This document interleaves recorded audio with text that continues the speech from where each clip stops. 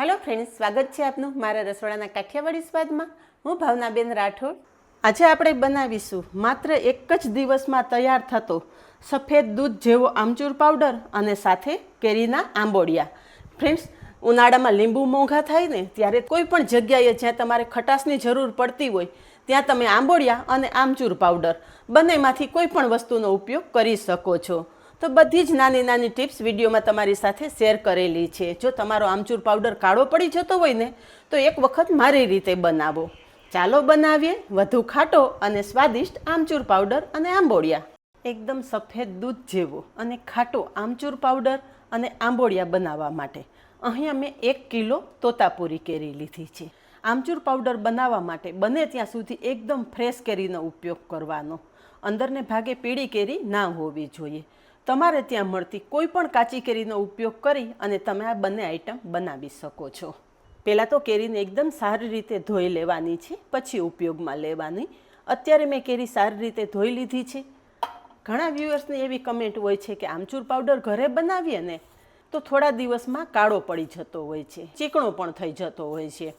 પણ આજે હું તમારી સાથે જે ટ્રીક શેર કરીશ ને એ આમચૂર પાવડર તમારો આખું વરસ સુધી એવો ને એવો સફેદ દૂધ જેવો રહેશે, બિલકુલ કાળો નહીં પડે। પણ આજે તમે વિડીયો આખો જોજો ફ્રેન્ડ્સ, વિડીયો બિલકુલ સ્કીપ કર્યા વગર જોશો ને તો જ પૂરી રેસીપી તમને ખબર પડશે। આમચૂર પાવડર બનાવવા માટેનો પહેલો સ્ટેપ આ છે। એની આ રીતે બધી છાલ ઉતારી લેવાની। લીલો ભાગ બિલકુલ ના હોવો જોઈએ। સફેદ દૂધ જેવો આમચૂર પાવડર જોઈએ ને તો છાલ ઉતારી લેશો ને એટલે એકદમ સફેદ પાવડર તૈયાર થશે। અહીંયા બધી કેરીની છાલ ઉતારી લીધી છે। હવે છાલને પણ વેસ્ટ ગણીને ફેંકી દેવાને બદલે નાના ટુકડા કરી હળદર મીઠું મિક્સ કરી અને સૂકવી દેશો તો તમે મુખવાસમાં ઉપયોગમાં લઈ શકો છો। અને આનો તમારે જો પીતાંબરી પાવડર તૈયાર કરવો હોય તો આ જ કેરીની છાલ સૂકવી દેવાની, સાથે થોડો કુકિંગ સોડા અને મીઠું ઉમેરશો ને તો તાંબા પિત્તળના વાસણ સાફ કરવામાં પણ એકદમ સરળતા રહેશે અને સોના જેવા વાસણ તમારા ચમકી જશે।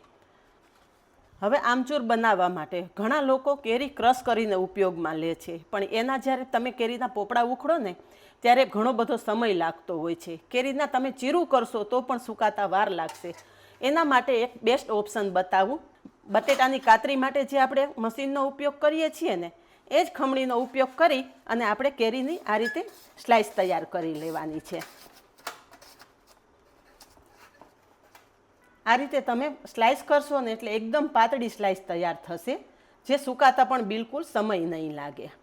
તો તમારો આમચૂર પાવડર જો કાળો થઈ જતો હોય તો એનું કારણ એ છે કે તમે આમ જ કેરીના ટુકડા કે સ્લાઇસ કરી અને સૂકવી દો તો કેરીના સ્ટાર્ચને હિસાબે કેરીનો જે આપણે સ્લાઇસ છે ને કાળી પડી જાય, પરિણામે આમચૂર પાવડર પણ કાળો થઈ જાય।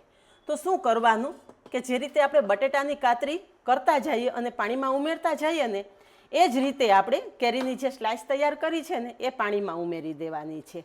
આ રીતે પાણીમાં ઉમેરી દેશો ને એટલે કેરીમાં રહેલો બધો સ્ટાર્ચ દૂર થઈ જશે, પરિણામે આમચૂર પાવડર એકદમ સરસ સફેદ દૂધ જેવો તૈયાર થશે। તો બધી સ્લાઇસ આ રીતે આપણે કરી અને પાણીમાં ઉમેરતા જશું। આમચૂર માટે અહીં અમે 3 કેરીની સ્લાઇસ કરી લીધી છે અને એક કેરીની આ રીતે જાડી સ્લાઇસ આપણે કરશું અને મીડિયમ સાઇઝના ટુકડા કરી લેશું। આંબોડિયા બનાવવા માટે આ કેરીના ટુકડાને આપણે પાણીમાં ઉમેરવાની જરૂર નથી, એની સાથે એક પ્રોસેસ કરવાની છે। તો અહીંયા આંબોડિયા માટે પણ કેરીના ટુકડા તૈયાર થઈ ગયા છે। જે આપણે આ 3 કેરી છીણેલી ને એના જે ગોટલામાં થોડો ઘણો ગરબનો ભાગ રહેલો ને એ પણ મેં કાઢી લીધો છે, એટલે અત્યારે આપણા આંબોડિયા ઘણા બધા તૈયાર થશે। આ કેરીના ટુકડાને આપણે ધોવાના નથી, એની માટે શું કરવાનું કે જેનાથી આપણા આંબોડિયા એકદમ સફેદ દૂધ જેવા તૈયાર થાય। તો અડધી ચમચી મીઠું ઉમેરશું અને અડધી ચમચી જેટલી હળદર ઉમેરશું। થોડી હળદર અને મીઠું ઉમેરી દેશો ને એટલે આંબોડિયાનો કલર તમારો બિલકુલ કાળો નહીં પડે અને એકદમ સરસ સફેદ દૂધ જેવા તૈયાર થશે। મીઠું અને હળદર ઉમેરશું ને એટલે મીઠા અને હળદરને હિસાબે જ આ આંબોડિયા સરસ તૈયાર થશે। અત્યારે આપણે કેરીના ટુકડા સાથે હળદર મીઠું મિક્સ કરી દીધું છે। હળદર મીઠું મિક્સ કર્યા પછી કેરીના ટુકડાને આપણે વધારે વાર આમ જ નથી રાખવાના, તરત જ સૂકવી દેવાના છે। આ બાજુ જે આપણે કેરીની સ્લાઇસ કરી અને પાણીમાં રાખેલી છે ને તમે જુઓ, અહીંયા જોઈ શકાય છે ને ફ્રેન્ડ્સ કે પાણીનો કલર ઘણો બધો ચેન્જ થઈ ગયો છે। આ જ છે કેરીમાં રહેલું સ્ટાર્ચ। સ્ટાર્ચ દૂર થઈ જાય ને એટલે આમચૂર પાવડર સરસ સફેદ તૈયાર થાય। આપણે કેરીની સ્લાઇસ છે એ પાણીમાંથી કાઢી લેશું। આ કેરીની સ્લાઇસ જ કરવાની છે ફ્રેન્ડ્સ. તમે કેરીનું છીણ કરીને પાણીમાં રાખશો ને તો કેરીની બધી જ ખટાશ પાણીમાં દૂર નીકળી જશે. જ્યારે આ સ્લાઇસ કરશો ને તો કેરીની ખટાશ બિલકુલ દૂર નહીં થાય અને તમારો આમચૂર પાવડર એકદમ સરસ ખાટો તૈયાર થશે. બસ આવી નાની નાની ટિપ્સ ધ્યાનમાં રાખશો ને તો તમારો આમચૂર પાવડર પણ બજાર કરતાં એકદમ સરસ સફેદ થશે, સાથે આપણા બજેટમાં થશે. અત્યારે માર્કેટમાં કેરી એકદમ સસ્તી આવે છે. 35 થી 40 રૂપિયાની કિલો કેરી છે. તમે 1 કિલો કેરીમાંથી આમચૂર પાવડર તૈયાર કરો ને તો 150 થી 200 ગ્રામ જેટલો આમચૂર પાવડર તૈયાર થાય છે. જ્યારે બજારમાં મળતો આમચૂર પાવડર 700 થી 800 રૂપિયાનો કિલો મળે છે. હવે અહીંયા આ પાણી આપણે દૂર કરી દઈશું. ફ્રેન્ડ્સ, આ પાણીનો પણ ઉપયોગ કરવો હોય તો કરી શકો છો. કઢી બનાવવી હોય ને તો સહેજ આ પાણીમાં ખટાશ આવી ગઈ હોય છે તો ચણાનો લોટ ઉમેરીને આ પાણીથી તમે કઢી પણ બનાવી શકો છો. તો અહીંયા ફ્રેન્ડ્સ મેં કોટનનો દુપટ્ટો પાથરેલો છે. આ સ્પેશિયલ અથાણાની કેરી સૂકવવા માટે જ દુપટ્ટો રાખેલો છે. બસ જે આપણે કેરીની સ્લાઇસ કરેલી છે ને આ રીતે છૂટી છૂટી પાથરી દેશું.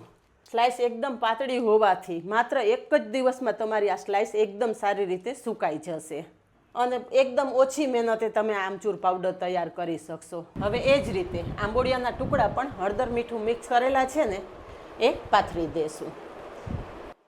જો તમે વધારે વાર રાખશો ને તો હળદર મીઠાનું પાણી થશે અને કેરીની ખટાશ થોડી ઓછી થઈ જશે. એટલે હળદર મીઠું મિક્સ કરી અને તરત જ આ રીતે આપણે સૂકવી દેવાના છે. તો અહીંયા તમે જુઓ કે કેરીની બધી સ્લાઇસ આ રીતે મેં છૂટી છૂટી સૂકવી દીધી છે જેથી ઝડપથી સુકાઈ જાય. એ રીતે આંબોડિયા પણ મેં સારી રીતે પોળા કરી દીધા છે. હવે મળીએ 24 કલાક પછી. તો અહીંયા જુઓ કે માત્ર એક જ દિવસમાં કેરીની જે આપણે સ્લાઇસ કરેલી છે ને એકદમ સરસ સુકાઈ ગઈ છે. સાથે સાથે આપણા આંબોડિયા પણ સરસ સુકાઈ ગયા છે. અને જો તમે આમચૂર પાવડર બનાવવા માટે આમ જ સ્લાઇસ પીસી લેશો ને તો થોડા ટાઈમમાં કદાચ કાળું પડી જાય. તો આજે આમચૂર પાવડર પીસવામાં એક એવી વસ્તુ ઉમેરશું જેથી તમારો આમચૂર પાવડર આખા વર્ષ સુધી આવો ને આવો સફેદ દૂધ જેવો રહે. તો મિક્સર જારમાં એકી સાથે જેટલી આવે ને એટલી સ્લાઇસ આપણે ઉમેરી દઈશું અને સાથે પીસવામાં પોણી ચમચી જેટલું મીઠું ઉમેરશું. મીઠું પ્રિઝર્વેટિવનું કામ પણ કરશે અને આમચૂર પાવડરને સફેદ રાખવાનું પણ કામ કરશે. તો પીસી લેશું. અહીંયા કેરીની સૂકેલી સ્લાઇસ બધી જ પીસી લીધી છે. હવે ચાળી લેશું. તો અહીંયા તમે જુઓ કે પીસેલો પાવડર ચારી લીધા પછી એ એકદમ સફેદ દૂધ જેવો. બસ હવે આ પાવડર આપણે પ્લેટમાં લઈ લેશું. તો તૈયાર છે માત્ર એક જ દિવસમાં તૈયાર થતો આમચૂર પાવડર અને આંબોડિયા. એક વખત બનાવી અને આખું વર્ષ સ્ટોર કરો. નહીં આમચૂર પાવડર કાળો પડે કે નહીં એનો સ્વાદ બદલાય. તમે દાળ બનાવતા હોય તો આંબોડિયાનો ઉપયોગ કરી શકો છો.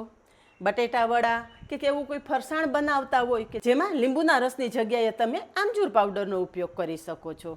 તો ફ્રેન્ડ્સ, આજનો વિડીયો કેવો લાગ્યો? વિડીયો પસંદ આવ્યો હોય તો વિડીયોને લાઇક, શેર અને સબસ્ક્રાઈબ કરી પાસે રહેલું બેલ પ્રેસ કરજો જેથી આવનારા બધા જ નવા વિડીયોની નોટિફિકેશન સૌથી પહેલાં આપને મળે. આજે બસ આટલું જ. મળીએ નેક્સ્ટ વિડીયોમાં. ત્યાં સુધી બાય. Thank you.